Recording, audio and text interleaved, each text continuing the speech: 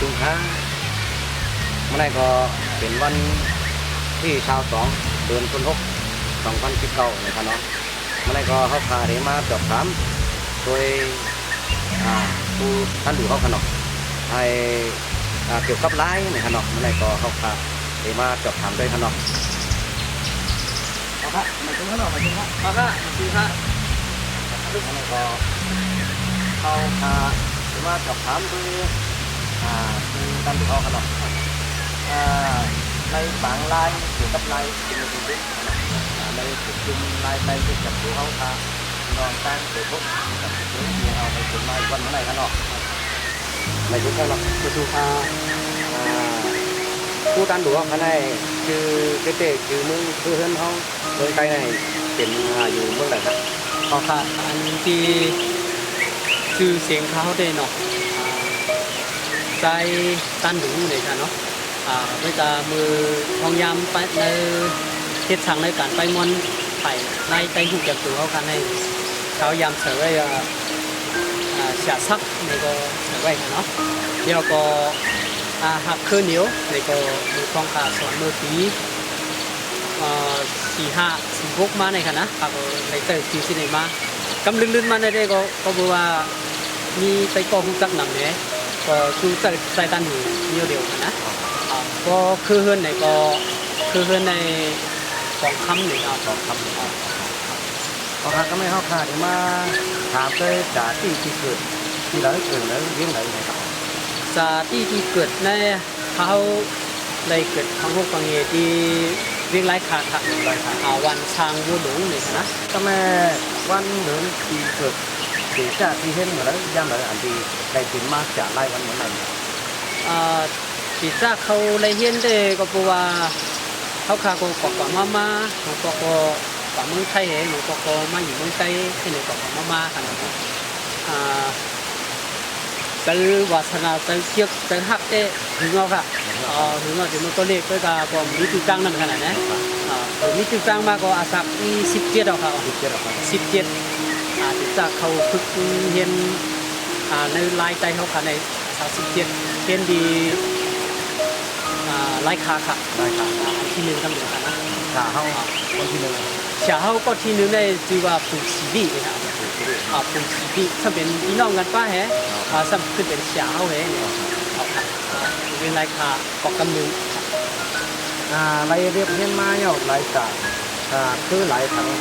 คือไล่ไหนถังไล่นะครับอันเขาไล่เห็นมาในมือที่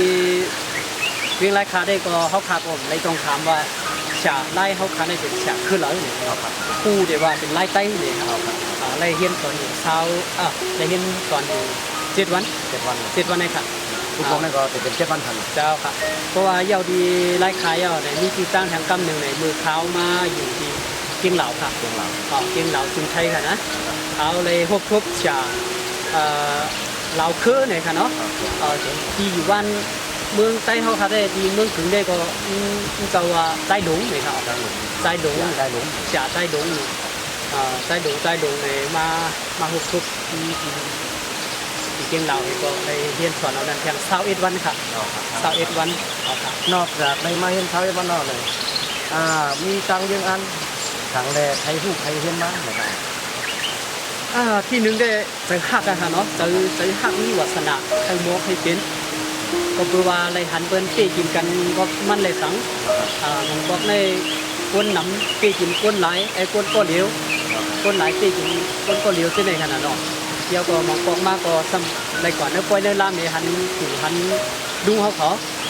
ยามการเนื้อฝังปล่อยเห็นเลยมันเป็นปิงทุ่งเขาหนังฮือเขาพาซ้ำทีนี้ใจก็เคี้ยวใจหักอ่ะวาสนามีอ่ะหนังฮือซ้ำทีเอาพิงเงในคึกไว้คือเขาพิงเงพิงทุ่งเขาวันมือเขากว่าวันตามือนานสั่งเขาคาไอ้เฮ็ดสั่งไหนก็เขาเอาพิงเงพิงทุ่งอันไหนไว้ให้อันก็ดีในนั้นกันนะกำนันในเขาก็ให้เฮียนเขาให้เฮียนเฮียนในง่ายๆครับมือกูบอกในเสียไล่ในนับตัวผู้เขาแล้วเนาะก่อนแต่ก้นดวงเราเป็นก่อนสอนปะเนี่ยของเขาก็เรียกนับตัวอะไรสอนมีอะไรโอกาสในขนาดมีค่ะบางทีเสียเขาใคร หมอไล่เขาเนี่ยนะคือเป็นทุกวันเนาะไปดูซ้อนให้ไหนเขาอันนี้ก็เขาขามาวนด้วยมือเดียวได้ก็ทุกยอมหานะเต็มหมอ ก็เพื่อทางถ้าให้พื้นที่ไล่ไปห้องไทยก็คิดขับทุกปันครับคืออันก็คือว่าซึ่งคาวาในไทยนะนับยำถึงจะสมาคูบาจันกูเจ้ากูป้ากูก็กูก้นแหละถึงมือเงาพุ่นซึ่งคือเขาอันไรมีลายมากก็เดียวค่ะนะถึงมือปันเลยมาปันหนึ่งเดียวปันหนึ่งแน่ถ้าวนว่ามือป่วนมาปันผูปันหมอนเขาขาในลายเขาขาในมันเหมือนมันมีหนำไว้ค่ะนะมีหูมันได้เขาแต่ว่ามีหูปากมันอ่ะก็ไม่ถือมาปันเขาในเขามาหลอมบวนเลยเขามาตัวว่าเพียงฉากก้อนหนึ่งเนี่ยเท่าไรเรียเพี้ยนมาเนี่ยก็ว่าโม10 หัวสมานีบัน9 หัวแต่เพราะว่าฉากทั้งกองหักมา9 หัวสมาเอาไว้มีเปิดเผยแทงหัวก็เลย8 หัวได้มันย่อมกว่าจริงๆเอาค่ะลายเฮานะคะเนี่ยมันมีเสียงมากขึ้นมาถึงไหนเยาว์เลยกับนั้นในเคยสอนฮะหนังอันเจ้าเก่าโมหนังอันเจ้าเก่าเปลี่ยนหนังอันเจ้าเก่าวัดหวังให้มีมันขึ้นหนอเต้นคือน้ำนั่นขนาดหนังอันกองเป็นไรนั่นขนาดเยาก็ใครเหนอเต้นคือเขาในก็ไว้ลองลำลองไว้ลำลองลองทีนี้ถึงชุ่มเขาอันเราเสียงว่าหรือสีไล่ผู้เก็บตัวเยาในก็ควรที่เยี่ยวขนาดเราก็ให้มันอย่าหายนั่นขนาดหนังคือมันหายเอาหนังคือมันน้ำเตะเพิ่มเข้มมาเดือเก่าแทงอันนี้มีน้ำเตะจึงไหนแน่นอนมีช่วงขนาดตัวครับครับเพราะว่าลูกเทียนเขาผู้ฮักไล่เขาขอตั้งเสียงตึกอันเตะตัวอยู่ในคลิปยูทูบในเขาดีขนาดทางว่าสนใจตาเตะใครเห็นผู้ไล่ไหนเตะได้กับสุดมาที่ไหนครับค่ะเขาก็มีเรียนเฟซบุ๊กไว้ขนาดใจต้านดูนี่เองเตรียมขายเองเลยนะว่ายอนี่ก็หมายพูดเขากับจุดไรครับ06239393878กำมาเขาขาดเตรียมขึ้นตรงในนั่นแต่กันหรอกคือมึงบอกฮะทำไมที่เขาเห็นไล่เนี่ยจะได้ห้างแห้งตึงของอะไรค่ะลูกเทียนเขาขามากับจุดสองถามนะครับค่ะแต่ที่เขามาทางเฮียนตูเขามาเฮียนไล่ที่เขาเนี่ยครับที่หนึ่งได้ทางเฮียนตูใจครับตูใจได้ดูไล่มีวาสนาเจ๊ดูได้ใครเฮียนเจ๊แต่ว่าใครก่อนได้เฮียนด้วยใครกว่าเพื่อนกว่าเขาก็กว่าก็เนี่ยใครเป็นน้ำเสือจังนั้นเพราะว่าหนึ่งในน้ำเสือในดูไล่นำรองเจ๊เฮียนไหนก็เหมือนเรื่องว่าค่าเฮียนมันเดือนนึงไหนก็เดือนนึงจะได้เก็บเจ๊ฮะอย่าไปพูดไปขัดก็ไม่เลยมันเต็มไรเจียงเปิดป้มไรเจียงเปิดเอาไหนพวกมาทั้งวันก็เป็นคืนเป็นต้านเอาไหนเป็นจันเอาไหนพวกมามันคึกเปิดเอาแค่เอาใจอ้วนใจอ่อนแต่แท้ก็ใจอ้วนใจอ่อนเอาก็ให้มาเอากันไหนเป็นจังไหนยุบย่อมจังไหนนี่เป็นยุบย่อมจังไหนเจ๊ที่นึงเนี่ยอยู่ในทางแห่งตู่เต๋อบอกพี่บอกน้องบอกพ่อบอกเมย์สมมติมีลูกเมย์นาเฮือนไหนก็บอกนาเฮือนลูกเมย์เขาดีๆแฮะเขาตั้งเดินหน้าเขาดีกว่าเทียนไล่1 วันใน2 ชั่วโมง3 ชั่วโมงก็ว่ากันกว่าใครปองใจกันดีๆเลยมั้งในที่หนึ่งนะไล่แต่เดี๋ยวเห็นเพื่อนคู่ในถ้ามันเป็นเข้มขังมากทีนะนั่นเอาค่ะเป็นตีรันนะที่2นี่ก็ผงทรายค่ะผงทรายกับเสื้อในห่างในทางกะไรค่ะเนาะทางว่าในซื้อเนี่ยก็เพราะว่าเย็บโคอยู่แล้วก็หันก้นเย็บโคเนี่ยก็เช็ดตัวให้สันทรายได้1 ไข่ใน1 กิโลค่ะ1 ไข่ครึ่งกิโลที่กินได้1 ไข่1 โลอันนี้จะได้มีค่ะแล้วก็ควันได้เขาก็มีใบฟองอยู่เนาะควันยาวเดี๋ยวก็เขาก็ไม่เฮ็ดใบมีใบฟองอยู่เดี๋ยวคือนั่นทางเฮียนมาอันนั้นควันกับเขาควันกับที่มีเจือกเล็กในกลางนั่นบอกว่าไม่ควัน2 หูในก็เขาว่าควันกับในก็ว่านั่นกันนะควันไตว่าควันกับในเหแล้วก็เขาว่าตีเลยฮับทำกะทิเสจ่าครับตีเลยยอมฮับกะทิเสจ่าอันที่เขาขามีปักฝืนไว้มันจะมีหางในพอกะทิเสจ่าเขาได้อันนำรองที่1ได้ก็ว่า เกมได้เฮ็ดดีเปิ้นอันตั้งเกมได้เฮ็ดดีเปิ้นอันตั้งอันนี้ข้อที่หนึ่ง ได้ลำลองสิ อันลำลองสิเปิ้นมันได้มีความตึงหาครูบาอาจารย์ว่าโอเฮ็ดดีเปิ้นอันตั้งอำตันลูกตีได้ลูกเพราะว่าอำเฮ็ดดีเปิ้นอันตั้งแลเป็นเปศนามาไหนอำเป๊ะตีได้เป๊ะอำตันเป๊ะตีได้เป๊ะตีได้รับคำปฏิเสธในค่ะเอาค่ะยาวก็ยาวในก็มันจะมีหนักหลายอันหลายมิ้วเนาะลองสั่งสอนว่าหรือนับยำพระตราสังขารพอมีเตาเกียจูจะได้มีนำหนักครับก็ลวงอันนี้ว่าอย่าไปลัดคือไล่ในฝั่งเราอย่าไปลัดคือไล่ในฝั่งลวงเชื่อในขณะที่ในลองไปที่ที่ทางนับตั้งนำขนาดนั้นเด้อันนี้เขาพาเด็กติดกับแทงขนมอันในต้องในถามผู้ตั้งถูกเขานั่นถามว่าใครขาดฉลาเขาก็ดีพี่น้องคือไต้เขาพี่น้องอันที่ซึกสนใจวัฒนาทักไล่นั่นเลยมีสิ่งครับ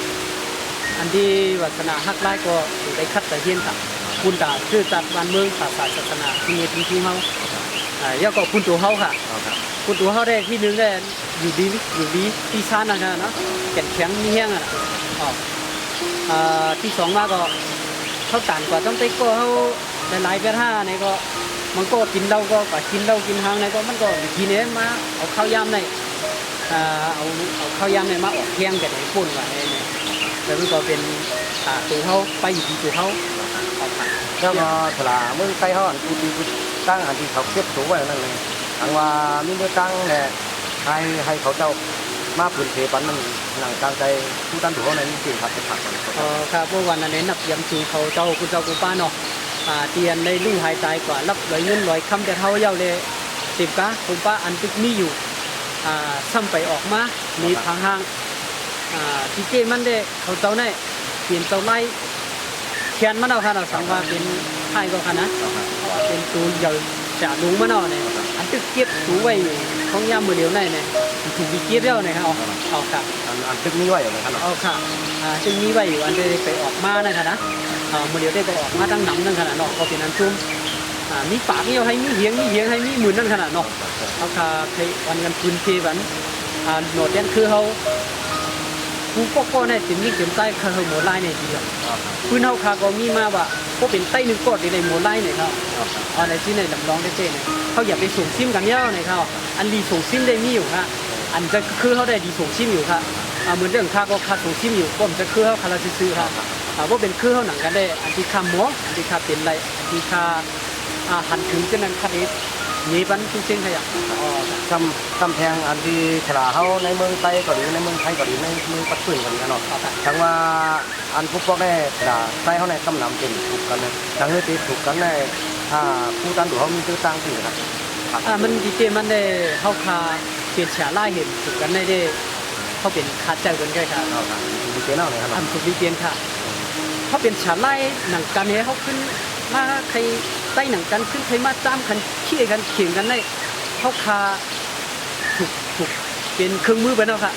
อันนี้ดูพูดตัวไว้ครับใครอยากเป็นป้าตั้งตัวครับเขาคาถูกเลยโมโคความกันเหมือนเรื่องหนังว่าอันที่เขาหลักสีมือก้นมาเมื่อไรกันเนาะมีดอกมันปากหูนี่แหละคาโ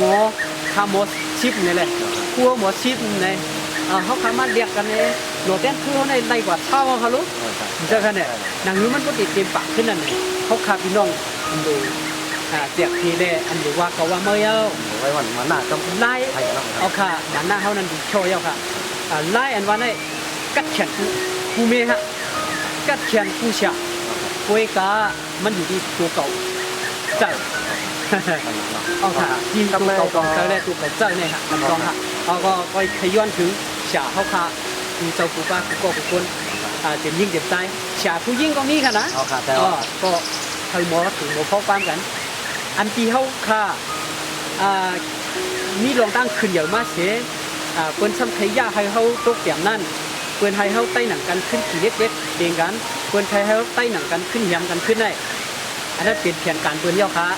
สังว่าเขาซ้ำเปลี่ยนต้นหนังอันที่เปิ้นแค่มันเปลี่ยนอยู่ในเขาคาเป็นคาเซอร์เปิ้นเย้าค่ะเป็นควัดเต้าเปิ้นไว้ค่ะเปลี่ยนนายไรเป็นเจ้าเป็นคุณไรเย้าเนี่ยเขาคาเป็นคิดกันไว้เนี่ยนะ หรือสินั่นได้เฮาคาหรือเลยเอาเมียตะกรุณาต่อกันเทเอามุทิตะยินดีจุ่มตอนทับตอนกันเสียกาก็หนึ่งก็เลยดีแค่เยอะรวมตอนไหนก็ปืนมันเป็นไตเว้ไหนนะครับเพราะว่าไตขึ้นเยอะในก็ป้าเขาก็หนึ่งนั่นครับเอาครับเป็นไงครับ เอาค่ะถ้าไม่ก็เขาคาต้องถามมาก็ถึงเราถึงหนังไม่เอาไหนกันเนาะตำเดินชุดมาไหนไทยย้อนหรือด้วยลายหมอกลายมือลายไม้ลายฝันกับอะไรคือ ได้ครับเขาทำขนมนานเขาทำเป็นไรในอีโดออเต้อะไรอยู่ครับ กลับมาค่ะพี่น้องค่ะในเกมาลองดูด้วยลายหมอกลายมือลายฝันลายเดียวไหนก็ไม่ก็เอาค่ะเดย้อนไปดูเตีพี่น้องเขามาตัวมาถ่อมมาตัวในลายทางของผู้ตั้งหลวงไหนกันเนาะเอาค่ะ มาดูครับเอาครับเบอร์สูงครับเบอร์สูงพี่น้องเขากูก็กูก้นเสียเขาเจ้ากูป้าขนมเหนือฝ่ายยังมีฟ้าเนี่ยเขาขามาหนีฟิงเงฟิงทุ่งไล่เนี่ยก็เซว่าโมนาเกียนาชนะก็คือว่ามีเจอวาสนาใจหักคือใจหักฟิงเงฟิงทุ่งแหละหนังหนอดแดนคือเขาขาวันนาที่เลยหันที่เลยเป็นตีหมายต้องไว้ซึ่งนั่นค่ะขอบคุณครับ